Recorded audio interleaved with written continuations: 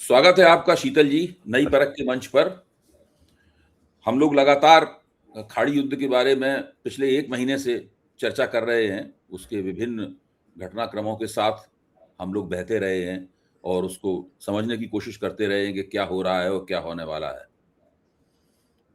कल Donald Trump ने एक एक्स पर एक पोस्ट लिखी थी, जिस पोस्ट को पढ़कर सारी दुनिया चिंतित हो गई, सारी दुनिया हिल गई।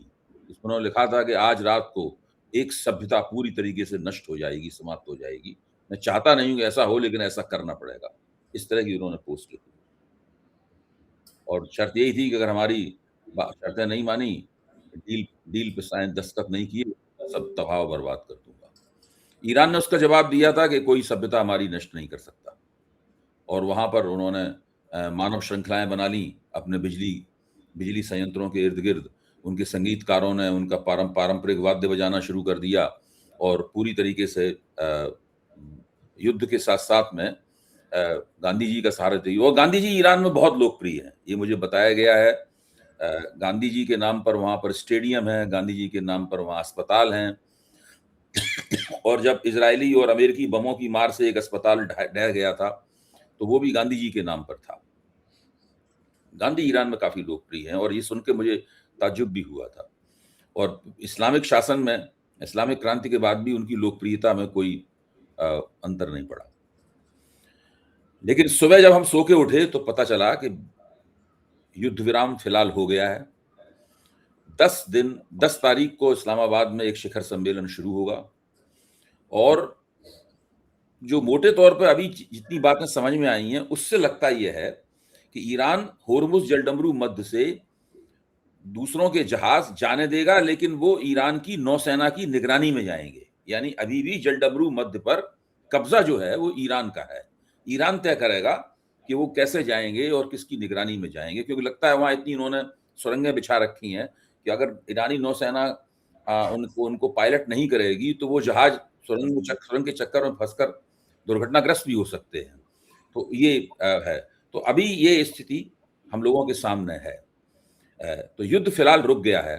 ट्रंप ने भी आदेश दे दिए हैं और उस पाकिस्तान ने जो मध्यस्थता की इसमें, इस मध्यस्थता में जो जिन शर्तों पर बातचीत हुई है उसमें यह है कि अमेरिका भी युद्ध रोक देगा और इजराइल भी युद्ध रोक देगा।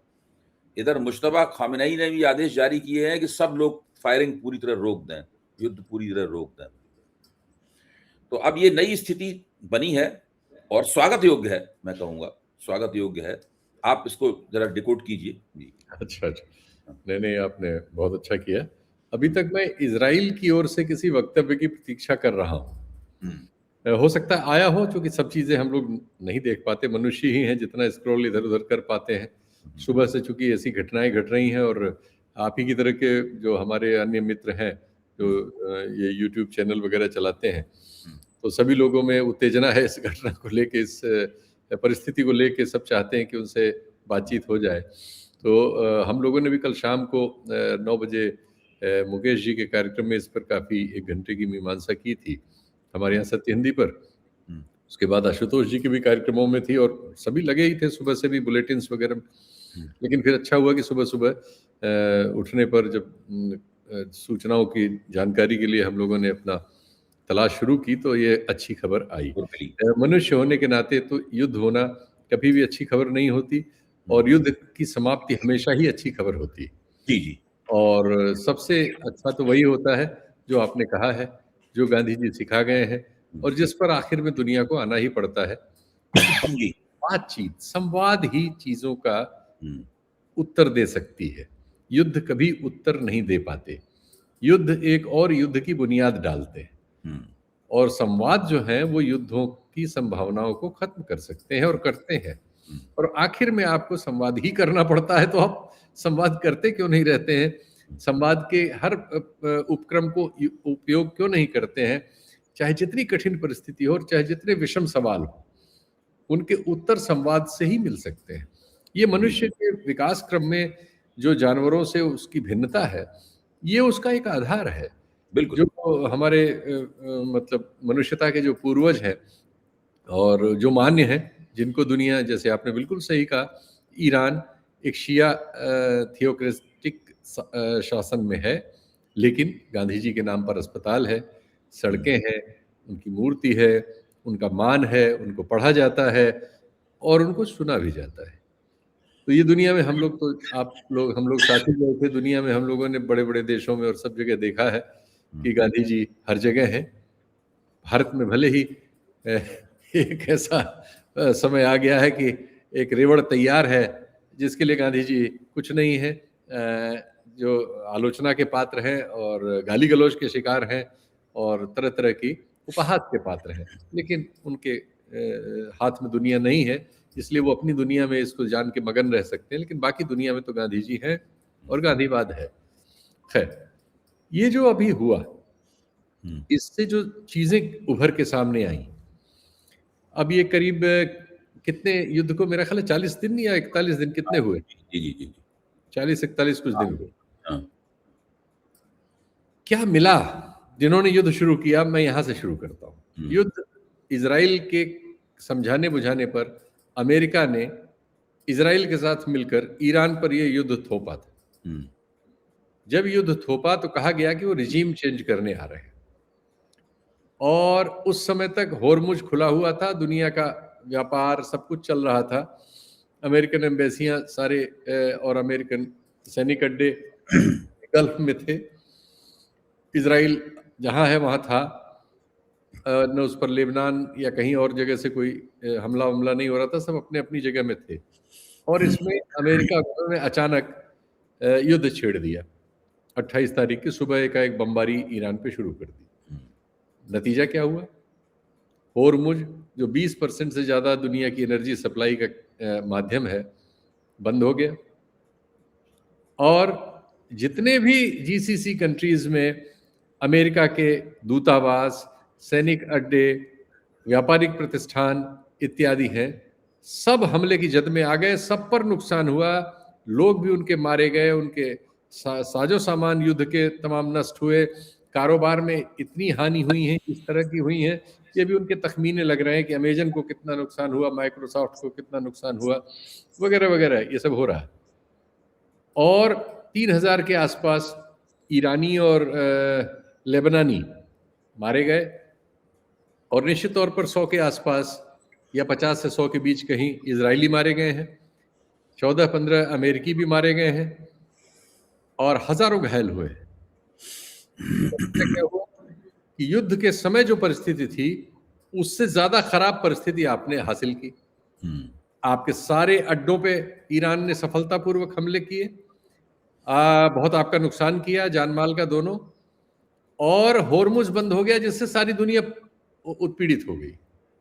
एकाएक इतनी बड़ी एनर्जी की सप्लाई, और सबसे ज्यादा भारत उत्पीड़ित हो गया, क्योंकि वो एकदम बगल में 150 करोड़ की दुनिया की सबसे बड़ी आबादी का देश है, जो जिसका हाइड्रोकार्बन का मैक्सिमम एरिया इंपोर्ट है।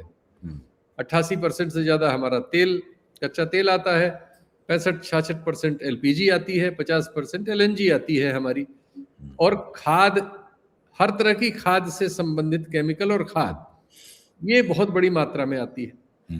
हमारे बहुत से लोग वहां रहते हैं, बहुत बड़ी आबादी, करीब 90 लाख 1 करोड़ के आसपास, और बहुत बड़ी मात्रा में हम वहां निर्यात करते हैं, और बहुत से हमारे लोग वहां दुबई वगैरह में बस गए हैं, जो व्यापार करते हैं, उसके जरिए अफ्रीका और एशिया के और दुनिया, यूरोप वगैरह सब जगह वहां से व्यापारिक गतिविधियां चलाते हैं।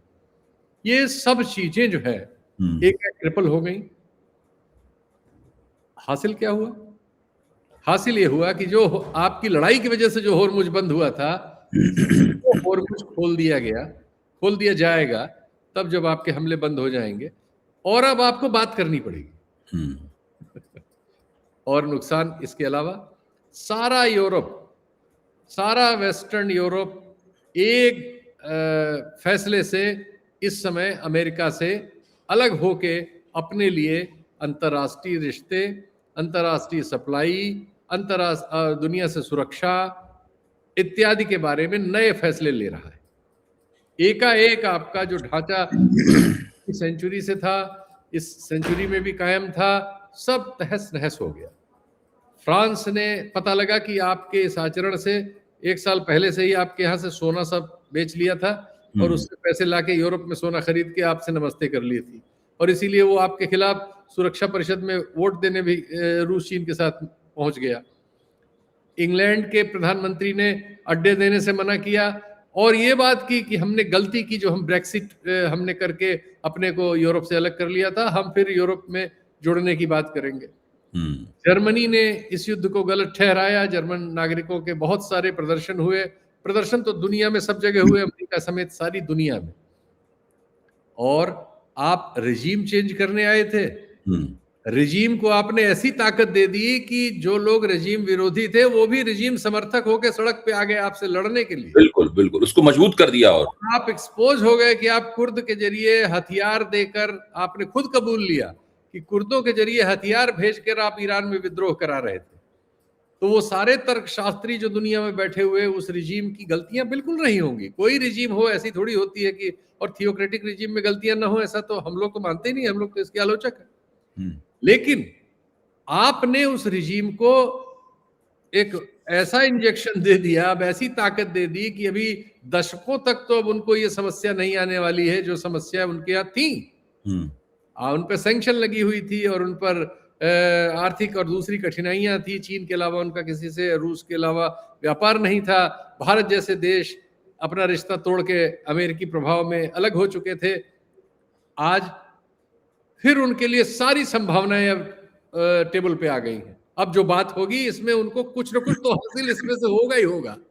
उन्होंने, वो तो जो था वहां थे, उन्होंने नया एक क्रिएट कर लिया था, होर्मुज। और अब जो भी कुछ तय होगा उसमें ईरान को जीरो से प्लस तो होगा ही, वो तो जीरो पे थे। जो भी आप कंसीड करेंगे अगले 15 दिन की वार्ता में, वो ईरान के लिए प्लस होगा। और प्लस उनके सारे नागरिकों की एकता हो गई। इतना ही नहीं हुआ, पाकिस्तान का बयान सुनिए। पाकिस्तान का भी इंटरव्यू अल जजीरा पे मैं देख रहा हूं, वहां के थिंक टैंक का। वो कह रहा है कि भाई ये तो इस्लामिक उम्मत का सवाल था। इस्लामिक जगत में भी नागरिकों के बीच एक बड़ा भारी एका हो गया है। जो शिया सुन्नी के नाम पे उनमें सेक्टेरियन डिवाइड है, वो डिवाइड मिट गया इस लड़ाई में। और इसी वजह से जीसीसी देशों के शासक ईरान पर, ईरान के द्वारा किए गए हमलों के जवाब में हमला करने की हिम्मत नहीं जुटा पाए, क्योंकि उनको मालूम था कि उनके नागरिकों के मन में भी ईरान के प्रति बहुत हमदर्दी की भावना है। वो जान रहे हैं कि ईरान इसमें विक्टिम है, उसके ऊपर हमला किया गया है अमेरिका और इजराइल के द्वारा। तो ये सारे गेन्स, और जापान जो लगभग अमेरिका की जेब में ही है पिछले द्वितीय विश्व युद्ध के बाद से, ऐसी परिस्थितियां रही हैं कि अंतर्राष्ट्रीय, उसके यहाँ सबसे बड़ा अड्डा है एशिया का जहां अमेरिकी सैनिक रहते हैं, 7वां बेड़ा रहता है और तमाम चीज। वहां के पूर्व प्रधानमंत्री का भी मैं इंटरव्यू सुन रहा था, तो वो कह रहे हैं कि ट्रंप जो है वो इंफीरियर है। कह रहे हैं कि उनमें आलोचना को सहन करने की कोई क्षमता ही नहीं है। वो सिर्फ और सिर्फ अपनी तारीफ सुनना चाहते हैं और हर गलत काम को, हर गलत बात को जो वो बदलते रहते हैं। उन्होंने कहा कि कोई चीज उनकी स्थिर भी नहीं है। वो अभी कुछ कह रहे होंगे, कभी कुछ कह देंगे। तो अगर आप उनसे कोई ऐसी बात कहते हैं जो पूर्ण है, तो उनमें वो योग्यता नहीं है कि उसके आधार पे अपनी बातचीत आपसे कर सके। ये जापान का पूर्व प्रधानमंत्री आपके बारे में कह रहा है। तो ट्रंप ने पूरी आभा सारी दुनिया में खो दी, अपने दोस्त खो दिए, और इसकी वजह से व्यापारिक बहुत सारे रिश्ते जो अभी धीरे धीरे खुलेंगे, क्या क्या कहां वो खो चुके हो, क्या क्या खोएंगे। और ईरान से उनको बैठकर टेबल पर कुछ न कुछ कंसीड करना पड़ेगा, जो उनका इस युद्ध शुरू करने से पहले कोई जरूरत नहीं थी। होर्मुज चल रहा था, ईरान पे सैंक्शन लगी हुई थी, ईरान कठिनाइयों में था, ईरान में आंदोलन हो रहे थे, आंदोलन को आप पीछे सपोर्ट कर रहे थे। अब वो सारी परिस्थितियां उल्टी होके अमेरिका के गले में है। हमारे यहाँ भी एक चारण क्लब है जो इसमें भी कुछ निकालेगा, तर्क लाएगा, इसमें भी कुछ फूट गढ़ेगा, लेकिन उन सब के लिए भी बहुत शर्मनाक रहा। हालांकि हमारे भारतीय सेना के बहुत सारे जनरल कर्नल जो इसके पहले हमने पाया था कि राइट विंग के समर्थक से हो गए थे, भारतीय परिस्थितियां जैसी बदली हैं उसमें, और उनको हम पाते थे उधर से तर्क देते हुए, उनके अधिकांश हिस्से ने इस लड़ाई में उन्होंने भी अमेरिका का साथ छोड़ दिया। और उनमें से ज्यादातर ईरान की विजय की कामना करते हुए, उसके लिए तर्क गिनाते हुए, उसके लिए लॉजिकल बातें करते हुए हमें मिले। बिल्कुल, बिल्कुल। तो भारत में भी उनका नुकसान हुआ है। ठीक है, एक बहुत बड़ा रेवड़ा भी हमारे यहाँ है, जो जिसकी योग्यता के बारे में मैं कुछ नहीं कहूंगा, दर्शक स्वयं निर्णय करें। वो अभी भी इसमें भी, ऐसे बहुत सारे हमारे यूट्यूबर भी हैं, वो अभी भी इसमें कुछ जीत अमेरिका की दिखाएंगे या इजराइल की दिखाएंगे या किसी की दिखाने की कोशिश करेंगे। उनकी योग्यता उनको मुबारक, लेकिन हमें जो दिखाई दे रहा है वो ये है। इसमें एक ग्रीन शूट भारत के लिए भी है। मोदी जी के नेतृत्व में भारत ने अमेरिका के आगे जिस तरह से घुटने टेके हैं, जिस तरह से इजराइल से संबंध बनाने की कोशिश में उसने दुनिया भर में अपने आप को वल्नरेबल बना लिया है, ईरान जैसे दोस्तों से उसने अपना रिश्ता बिगाड़ा। अब उसके सामने एक चांस है कि वो भी उठ के खड़ा हो। जब 9 करोड़ का ईरान दुनिया के सबसे रईस, सबसे ताकतवर और सबसे आतताई देश के सामने अपनी सार्वभौमिकता को लेकर खड़ा हो सकता है और विजयी हो सकता है, तो 150 करोड़ के इस भारत को क्या मजबूरी है कि इसका नेतृत्व तलवे चाटे अमेरिका के? बिल्कुल। एक नागरिक के नाते मैं ये सवाल रेज करना चाहता हूं, और ये आप नागरिकों के मन में होना चाहिए। मुझे लगता है कि हमारी कथित देशभक्ति में कोई हमारी मतलब ये खुददारी नहीं है क्या? ये खुददारी विहीन देशभक्ति हमारी, कि अगर कोई ताकतवर होगा तो हम उससे जी हुजूरी करने लगेंगे, हम सही को सही और गलत को गलत नहीं कहेंगे। तो हम ऐसे देश में और ऐसे भावना में क्यों बदलते जा रहे हैं? और जो हमें इस भावना में इस तरह की परिस्थितियों में बदल रहे हैं, हम उनसे कहें भाई कि ये गलत है आपका, ये तो कहना शुरू करिए।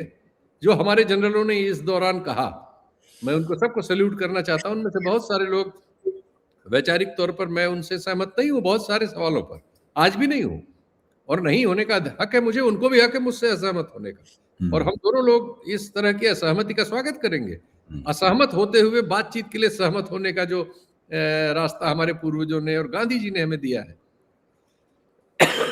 लेकिन इस सवाल पर उनमें खुददारी थी, चूंकि वो सैनिक हैं और उन्होंने एक देश की सार्वभौमिकता का सम्मान किया, जो सही है।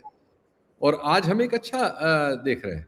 इसमें हमारे लिए शर्मिंदा होने की बात यह है कि ये सारी चीज हमारे उस पड़ोसी देश ने की, जो पहले हमारा हिस्सा था। ठीक है, एक परिस्थिति में वो अलग हुए, उसकी हमारी अलग आलोचना है, लेकिन आज इस मामले में उन्होंने ये साबित कर दिया है कि किसी देश की आर्थिक हालत, उसकी सामाजिक हालत, उसकी बदहाली, उसके कमजोर होने से उसकी ये योग्यता नष्ट नहीं हो जाती कि अंतर्राष्ट्रीय राजनय में वो अपनी भूमिका मौका मिलने पर निभा दे। लेकिन हमारे लिए उसमें एक सबक है कि हम आर्थिक रूप से उनसे बेहतर होते हुए, उनकी 5 गुना आबादी होते हुए, उनसे 6-7 गुना बड़ी इकोनॉमी होते हुए, हर तरह से उनसे बेहतर होते हुए हमने अपनी भूमिका क्यों खो दी है? वो क्या हुआ कि हमने अरबों खरबों रुपए खर्च किए प्रचार करने पर और दुनिया को ये जबरदस्ती थपवाने पर और अपने टेलीविजन चैनलों से जबरदस्ती उसका गुणगान कराने पर कि हमारे पास एक विश्व गुरु है जिसकी बात से दुनिया चलती है, जिसके कहने पे युद्ध रुक जाते हैं, जिसके पूछे बिना कोई फैसला दुनिया का नहीं होता। इस पूरे दौरान उनका लापता होना आपको क्या संदेश देता है? इस गरीब देश के अरबों रुपए जिस एक चमत्कारिक व्यक्तित्व को क्रिएट करने में खर्च हुए फर्जी, वो कहाँ गए और वो क्यों वेस्ट हुए? ये सवाल करना चाहिए भाई नागरिक होने के नाते, ऐसा मुझे लगता है। जी। शीतल जी, आपने जो व्याख्या प्रस्तुत की, उस व्याख्या को मैं सूत्र रूप में कुछ उसके ठोस मुद्दे नई परख के दर्शकों के सामने रखना चाहता हूं। आपकी व्याख्या का पहला बिंदु तो यह है कि इसमें ईरान बहुत मजबूत होकर उभरा है। ईरान के पास कुछ भी नहीं था, आज उसके ऊपर से जो प्रतिबंध अमेरिका ने लगा रखे थे वो प्रतिबंध तकरीबन हटा लिए गए हैं। सारी दुनिया को अपना तेल बेच सकता है। पहले होर्मुज के ऊपर भी उसका कब्जा नहीं था, आज ईरानी नौसेना के नेतृत्व में उसके द्वारा बनाए गए नियम कानूनों और नियंत्रण के तहत होर्मुज से जहाज गुजरेंगे। तो होर्मुज के ऊपर भी उसका कब्जा बाकी है। दूसरे, जो इस्लामिक शासन बहुत अलोकप्रिय हो गया था। अभी जनवरी में ही जबरदस्त रूप से उसके खिलाफ आंदोलन हुआ था और अपने आप को टिकाए रखने के लिए इस्लामिक शासन को वहां काफी हिंसा करनी पड़ी थी। इसकी हम सब लोगों ने निंदा की थी। आज स्थिति यह है कि सारा देश इस्लामिक शासन के पीछे खड़ा हुआ है। वो लोग, उनको शहीद माना जा रहा है, उनकी कुर्बानियों के गुण गाए जा रहे हैं और सारा देश उन्हीं की तर्ज पे खुद भी शहीद होने के लिए तैयार है। ये एक तीसरा पक्ष हो गया। तो आज ईरान के पास जो नहीं था, इस युद्ध में ईरान ने एक तरह से वो हासिल कर लिया है और अमेरिका को मजबूर कर दिया है कि वो उसके साथ समझौता वार्ता करे। और ट्रंप का ये कहना था कि ईरान मुझसे अंकल कहे और अंकल कहता हुआ रोता हुआ ये आया कि भाई हमारा युद्ध बंद करो। ये सब नहीं हुआ और अमेरिका को उसकी बात माननी पड़ी। ये तो पहली बात है जो आपके वक्तव्य से निकल कर आती है। दूसरी महत्वपूर्ण बात ये निकल कर आती, और एक और मैं बात जोड़ दूं कि इस्लामिक एकता केवल ईरान के अंदर ही नहीं, दुनिया के स्तर पर भी उम्मत जो है वो एक दिखाई पड़ रही है। शिया सुन्नी के बीच का मतभेद भी कम हुआ है और ईरान का जो शिया नेतृत्व है जिसने इस्लामिक की थी, उसके प्रति सुन्नी जगत में एक बड़ी हमदर्दी और समर्थन की भावना देखी गई है। ये इस्लामिक जगत में बहुत मुद्दतों बाद इस तरह की भावना देखी गई है और ये सारी की सारी बातें पश्चिम और अमेरिका के प्रभुत्व के लिए एक खतरे का संकेत है। दूसरी तरफ अमेरिका, जो देखा जाए तो काफी मजबूत स्थिति में था, उसके विश्व प्रभुत्व का जो एक प्रभामंडल था वो प्रभामंडल कायम था। इस युद्ध को छेड़ने के कारण वो प्रभामंडल अमेरिका का नष्ट हो गया है। आज उसे ईरान के साथ बैठकर समझौता वार्ता करनी पड़ रही है और स्थिति यह है कि ये भी लगभग स्पष्ट हो गया है कि ईरान अमेरिका के जो खाड़ी के इलाके में जो उसके फौजी अड्डे थे, उन फौजी अड्डों पर हमला कर सकता है। उनको काफी कई फौजी अड्डे उसने नष्ट कर दिए हैं। वहां के सैनिक भागे हुए होटलों में और आबादी में शरण लिए हुए हैं। तो ये भी इससे तय निकल कर आता है। तो ये, और दूसरी बात यह है कि अमेरिका जो पश्चिमी यूरोप का नेतृत्व करता था, आज पश्चिमी यूरोप उसके हाथ से निकल चुका है। जो एक ध्रुवीयता थी युद्ध से पहले की, आज बहुध्रुवीयता में बदल चुकी है। संयुक्त राष्ट्र में जब बहरीन ने प्रस्ताव रखा, जिस वक्त ट्रंप धमकियां दे रहे थे, वो संयुक्त राष्ट्र में क्या घटित हो रहा था, बहरीन ने प्रस्ताव रखा तो चीन और रूस ने उस प्रस्ताव को वीटो कर दिया। हालांकि 11 मत उसके पक्ष में पड़े थे, लेकिन उस प्रस्ताव को एडॉप्ट नहीं किया जा सका क्योंकि चीन और रूस ने उसमें वीटो कर दिया। पूरा पश्चिमी यूरोप, चीन और रूस, ये लोग आपस में जुड़ गए हैं और अमेरिका के मुकाबले इन्होंने एक बड़ा शक्तिशाली ध्रुव बना लिया है। ये खबर पहले आ चुकी थी कि फ्रांस ने अपना सोना 1 साल पहले ही उनसे मंगा लिया था, जिसका आपने जिक्र भी किया बड़े खूबी के साथ में। तो ये एक पूरी तरह एक अमेरिका के खिलाफ एक बड़ा ध्रुव खड़ा हो गया है, एक बड़ा पोल खड़ा हो गया है और दुनिया बाइपोलर या मल्टीपोलर बनने की तरफ है। जो अमेरिका की यूनिपोलरिटी थी वो इस युद्ध की वजह से पहले से ही संदिग्ध थी, इस युद्ध की वजह से पूरी तरीके से यूनिपोलरिटी नष्ट होने के कगार पर खड़ी हुई है। अमेरिका ने गल्फ कंट्रीज की हमदर्दी भी अमेरिका खो देगा क्योंकि अमेरिका उनकी सुरक्षा की गारंटी नहीं कर पाया। तो अमेरिका सारे नुकसान अमेरिका के हुए हैं और सारे लाभ जो है वो ईरान के हुए हैं। ईरान की जनता ने जो शहादत दी है, ईरान के नेतृत्व ने जो शहादत दी है, उनके सिपाहियों ने जो शहादत दी है, उस शहादत का उनको बहुत बड़ा लाभ प्राप्त हुआ है। ये एक स्थिति बनकर निकली है जो आपके वक्तव्य से मुझे लगी। अच्छा, अब इसमें आपने एक और पहलू जोड़ा इसके अंदर कि भारत ने क्या किया।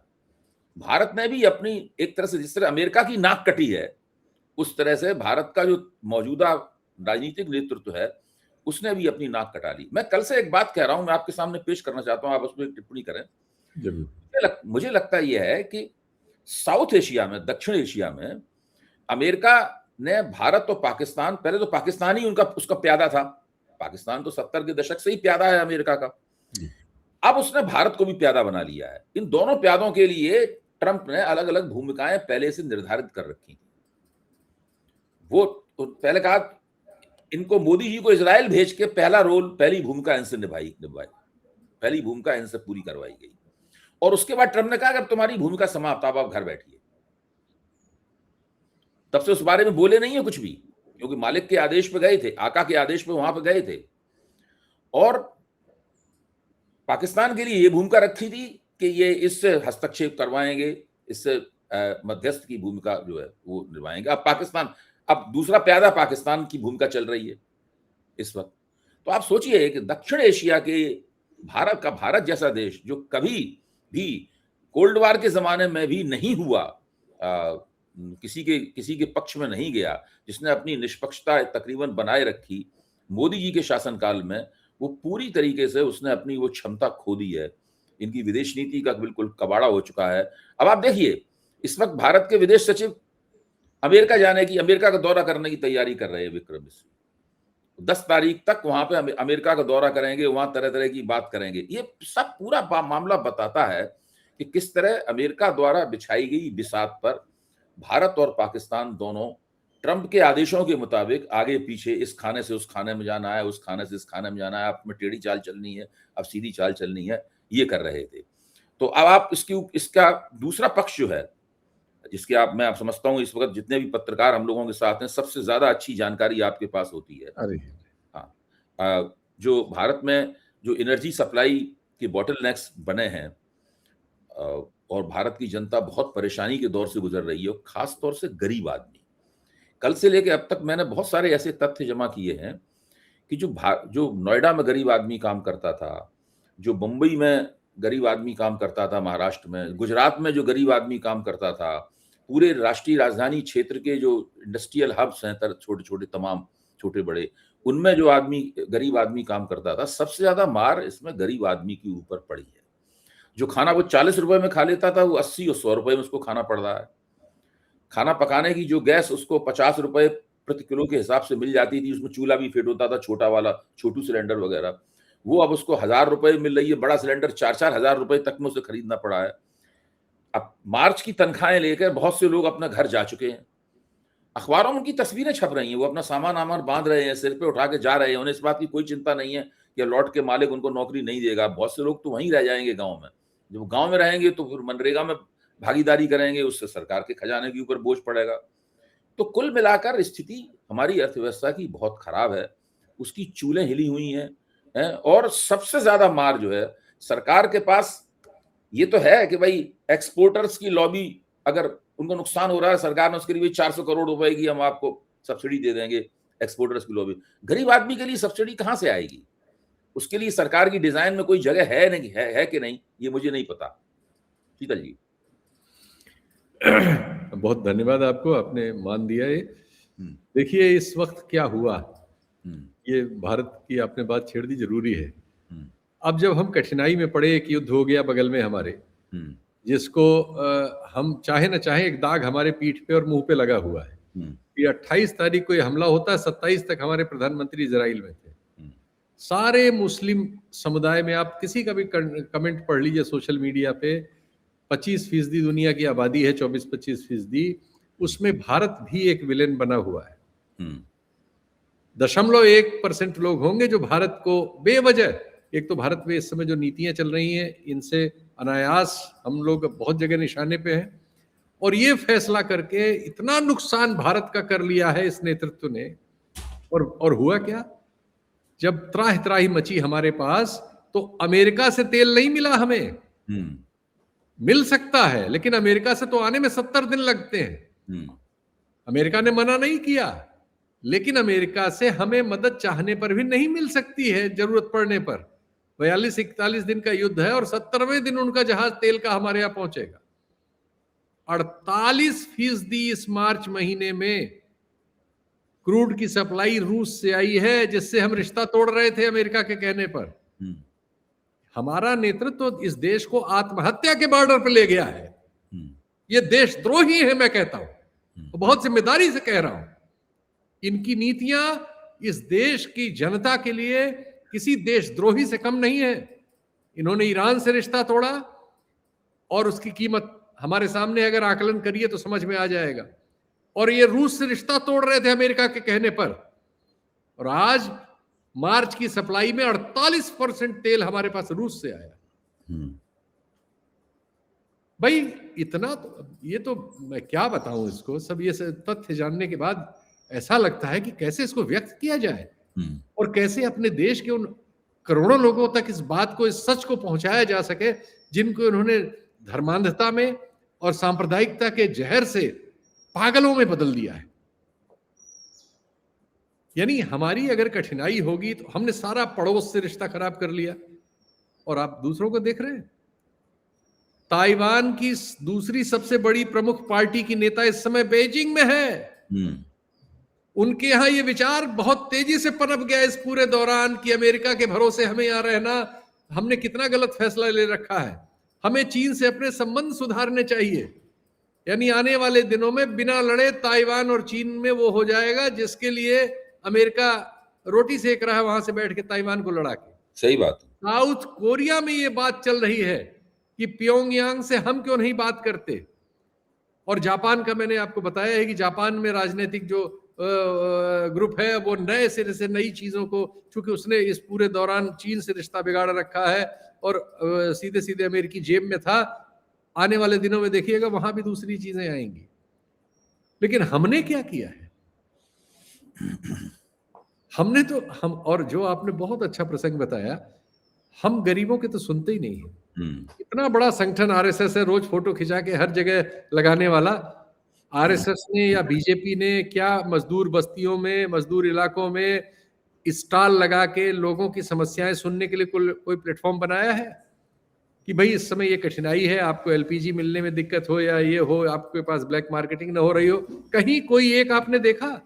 दुनिया का सबसे बड़ा संगठन होना, दुनिया की सबसे बड़ी राजनीतिक पार्टी होना, और आपके देश के गरीब लोगों के ऊपर ऐसा संकट आ जाए जिसको छोड़ के सरकार भाग खड़ी हो और सिर्फ झूठ बोले संसद से लेके और हर प्लेटफॉर्म पर, और टेलीविजन चैनलों को झूठ बोलने के लिए छोड़ दे, ये राजनीति है। कोविड में आपने उन लोगों को ऐसे ही छोड़ दिया था सड़क पे मरने के लिए, और इस समय फिर कठिनाई आई तो आपने उधर कान ही नहीं दिया कि अगर वो घर लौट रहे हैं तो उनको ट्रेन का रिजर्वेशन, स्पेशल ट्रेन चलाना, गैस नहीं मिल रही तो उन तक गैस पहुंचाना, ये सब करने का कुछ काम किया आपने कोई राजनीतिक रूप से? आपका राजनीतिक कर्म सिर्फ यह है कि पाकिस्तान और मुसलमान के नाम पे अपनी आबादी के बीच युद्ध कराइए और चुनाव में उससे वोट लेके मेजोरिटी का सरकारें बना लीजिए और जीत हो जाइए।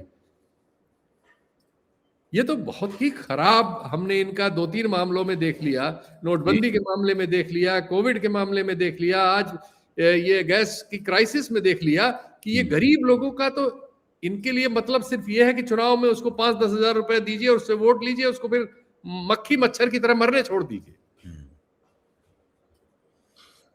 ये तो बहुत ही शर्मनाक है। ये दुर्भाग्यपूर्ण है कि हमारे राजनीतिक दल जो है दूसरे भी इन्हीं के भाई बंधु हैं, और उन्होंने भी इसमें कोई ऐसा काम नहीं किया सिवाय बयानबाजी करने के। बिल्कुल ठीक कह रहे हैं आपके कार्यक्रम का समय हो गया, वरना इस पर तो मैं बहुत नहीं, थोड़ा सा इस पे और कहिए, थोड़ा इस कार्यक्रम को लंबा भी कर सकते हैं। ये जो इसका भारत की राजनीतिक दलों का और नेताओं का जो रवैया है, इसके बारे में भी हम लोगों को थोड़ा बहुत एक संदर्भ देना चाहिए। भाई इस देश में इस बात पे वोट पड़ना चाहिए कि भारत ने ईरान से रिश्ता क्यों तोड़ा अमेरिका के कहने पर। ईरान हमें बिना किराया लिए अपने यहां से तेल निकाल के 5 दिन में 6 दिन में हमारे बंदरगाहों पे पहुंचाता था। न बीमा का पैसा लेता था, न तेल का पैसा लेता था, तेल पे छूट देता था, रुपए में कारोबार करता था, भारतीय बैंक में खाता खोल के उस रुपए को जमा करता था। हमने रिश्ता क्यों तोड़ा? 19 से हम इसका खामियाजा कौन देगा? ये भारतीय जनता पार्टी चुकाएगी इसका? ये जो हमने प्रति बैरल किराए का और जो छूट का और भारतीय रुपए में व्यापार से होने वाले नुकसान का आकलन अपनी पसंद के इकोनॉमिस्ट बैठा के कर लीजिए। 7 सालों में आपने इस देश का कितना नुकसान किया है, इसका कौन जिम्मेदार है? और आज अगर वो रिश्ता होता तो क्या हम इस क्राइसिस में होते, जिसकी वजह से हमारे देश का जो मजदूर तबका है, जो सबसे वल्नरेबल है, सबसे कमजोर है, जिसे हर कठिनाई में आप खुला छोड़ देते हैं मरने के लिए, उसकी इस तकलीफ का कौन जिम्मेदार है? किसान के लिए कौन जिम्मेदार है जो प्रतिवर्ष 4 लाख 5 लाख आत्महत्या करके इस देश की इकोनॉमी में 3 से 5% की ग्रोथ दे रहा है?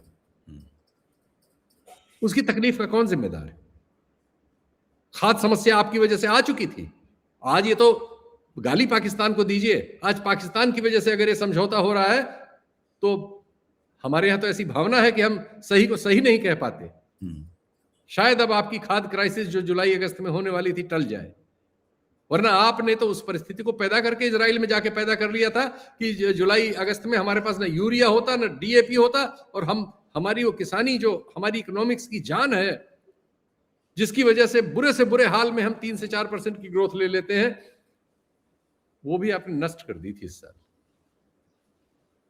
और अभी भी उसमें धक्का तो लगेगा ही, क्योंकि ये जो गैप हो गया है मार्च अप्रैल में, जो हमारे पास चीजें नहीं हैं जो उस समय की होती हैं, उनको भरपाई करने में और सब चीजें रेगुलेट करने में दिक्कत होती है। दूसरे, इस युद्ध की वजह से गल्फ अभी तुरंत रेगुलेट नहीं हो पाएगा। आपको क्या लगता है अभी 6 महीने तक तो ये संकट जारी रहेगा पूरा? ये शांत होने के बाद भी एलएनजी की पूरी सप्लाई तो होनी नहीं है। एक्सॉन का तो 17% वाला एरिया कतर में मिट ही गया है, उसे 4 साल 3 साल लगेंगे, तो वो भी छन छन के आएगी, दाम ज्यादा लगेंगे। और युद्ध की वजह से पेट्रोल के दाम घट भी गए, लेकिन फिर भी उस स्तर पे तो बहुत मुश्किल से पहुंचेंगे जिस स्तर पे थे युद्ध से पहले। बिल्कुल। ये सब नुकसान में अपरोक्ष रूप से तो हमारी भी भागीदारी है। हम क्यों अपने आप को, अपनी नीतियों को अमेरिका का गुलाम बना रहे हैं? भारत की तो ऐसी नीति कभी नहीं थी। आप अब कह रहे हैं हम निरपेक्ष। निरपेक्ष नहीं है भाई, आप सापेक्ष हैं। आप उनके कहने पे अपने यहां से करते हैं। अभी आज मेरी फेसबुक की एक पुरानी पोस्ट, जैसा फेसबुक करता है, आपको साल 2 साल वाली पुरानी पोस्ट आज की तारीख की फिर से दे देता है। उसमें एक फैक्ट आया जो मैं भूल भी गया था।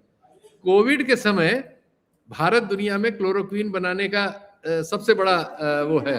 क्लोरोक्विन का उपयोग हमारे यहाँ बहुत होता है, अफ्रीका में होता है और अमेरिका वेस्ट में तो होता नहीं। मलेरिया की दवा, वहां से तो मलेरिया खत्म है। तो कोविड में किसी डॉक्टर की रिसर्च से आया कि क्लोरोक्विन से भी फायदा हो रहा है। ये खबर सारी दुनिया में फैली।